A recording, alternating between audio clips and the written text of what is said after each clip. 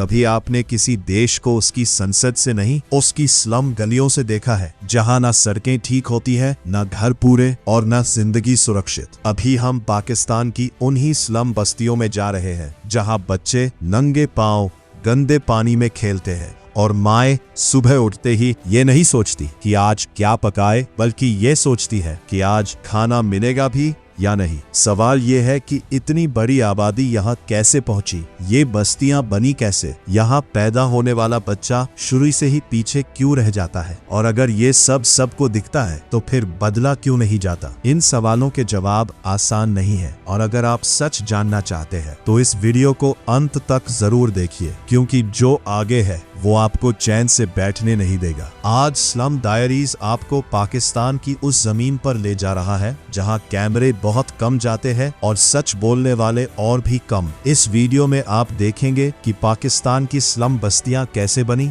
वहां रहने वाले लोग किस हाल में जीते हैं, औरतों और बच्चों की जिंदगी किन मजबूरियों में फंसी हुई है, और क्यों यहाँ गरीबी सिर्फ एक समस्या नहीं बल्कि एक सिस्टम बन चुकी है। लेकिन आगे बढ़ने से पहले एक बात समझ लीजिए, ये वीडियो किसी को दोष देने के लिए नहीं है, ये वीडियो उन जिंदगियों को समझने के लिए है जिन्हें अक्सर समझा ही नहीं जाता। इसलिए इसे जल्दबाजी में मत देखिए, इसे महसूस करते हुए देखिए। पाकिस्तान के बड़े शहरों के नाम बहुत चमकदार लगते हैं, लेकिन उनके पीछे छुपी बस्तियां उतनी ही स्याह है। कराची, लाहौर, पेशावर और क्वेटा जैसे शहरों में ऐसी स्लम बस्तियां हैं जहां मकान नहीं, सिर्फ अस्थायी ढांचे हैं। यहाँ बिजली कभी आती है, कभी नहीं। पानी कई दिनों तक नहीं मिलता। नालियों का गंदा पानी सड़कों पर बहता रहता है और बदबू जिंदगी का हिस्सा बन चुकी है। एक छोटे से कमरे में पूरा परिवार रहता है, जहां गर्मी में सांस लेना मुश्किल और सर्दी में रात काटना भारी पड़ता है। पाकिस्तान की गरीबी कोई अचानक आई आपदा नहीं है। जब ये देश बना तब लोगों ने एक बेहतर भविष्य का सपना देखा था, लेकिन साल दर साल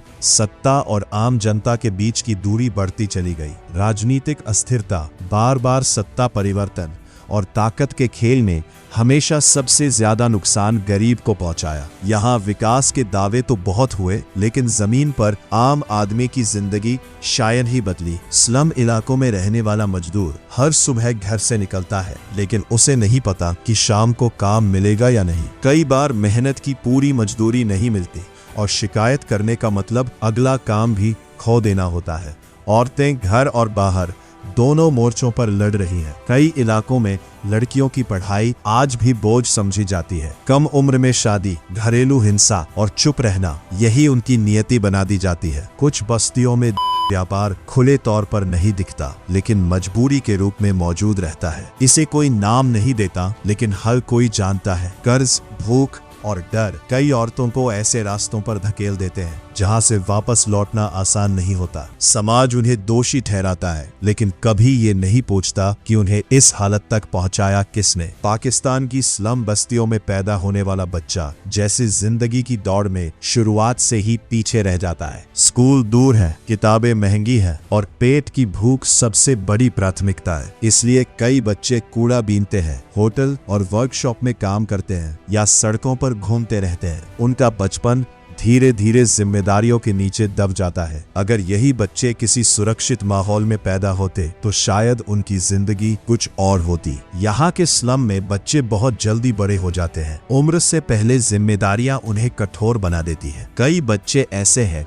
जिन्होंने कभी खिलौने नहीं देखे, लेकिन औजार जरूर पकड़ लिए। ये बच्चे सपने नहीं देखते, क्योंकि सपने देखना यहाँ जोखिम भरा माना जाता है। फिर भी कभी कभी किसी बच्चे की आंखों में एक सवाल दिख जाता है, क्या मेरी जिंदगी हमेशा ऐसी ही रहेगी? अगर आपको लगता है कि इस सवाल का जवाब आसान है तो वीडियो को आखिरी तक देखिए, क्योंकि जवाब जितना सोचा जाता है अक्सर उतना सरल नहीं होता। यहाँ नशा भी आम है। सस्ती ड्रग्स, इंजेक्शन और गुस्सा सब एक साथ चलता है। नशा परिवारों को तोड़ता है, हिंसा बढ़ाता है और हालात को और बदतर बना देता है। बीमार पड़ना यहाँ किसी सजा से कम नहीं। अस्पताल दूर है, इलाज महंगा है और सरकारी योजनाएं अक्सर सिर्फ कागजों में रहती हैं। कई लोगों के पास पहचान पत्र तक तक नहीं, इसीलिए उन्हें कोई मदद नहीं मिलती। बीमार पड़ना यहाँ सिर्फ शारीरिक समस्या नहीं, मानसिक बोझ भी है। इलाज का खर्च, काम का नुकसान और परिवार की चिंता सब एक साथ टूट पड़ते हैं। कई लोग बीमारी छुपाकर काम करते रहते हैं,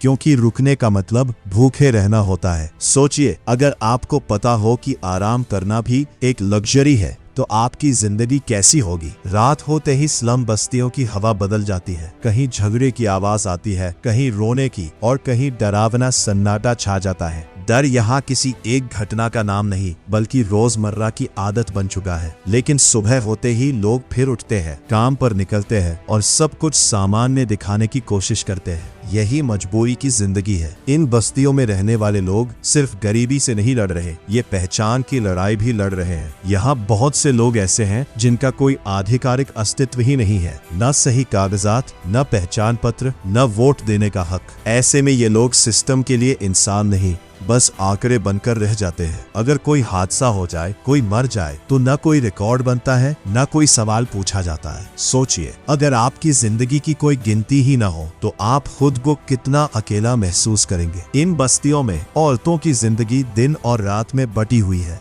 दिन में वे घर, बच्चे और काम संभालती हैं और रात में डर संभालती हैं। कई औरतें ऐसी हैं जो घरेलू हिंसा को अपनी किस्मत मान चुकी है। शिकायत करने का मतलब होता है और ज्यादा मुश्किलें। समाज चुप रहने की सलाह देता है। अगर आपकी आवाज कभी सुनी ही ना जाए तो क्या आप बोलने की कोशिश छोड़ देंगे? इस सवाल पर सोचते रहिए और वीडियो को एंड तक देखते रखिए। यहाँ धर्म, परंपरा और डर तीनों मिलकर आम इंसान को बांध लेते हैं। कई बार सही और गलत का फर्क हालात तय करते हैं, इंसान नहीं। लोग जानते हैं कि क्या गलत है, लेकिन जानते ये भी है कि विरोध करने की कीमत बहुत भारी हो सकती है। इसलिए ज्यादातर लोग चुप रहते हैं। लेकिन क्या चुप रहना हमेशा सुरक्षित होता है, या फिर यही चुप्पी आने वाली पीढ़ियों की जिंदगी और मुश्किल बना देती है? इस सवाल का जवाब कमेंट में देने से पहले पूरी कहानी सुन लीजिए। पाकिस्तान के इन स्लम इलाकों में गुस्सा बहुत है, लेकिन दिशा नहीं। बेरोजगारी, महंगाई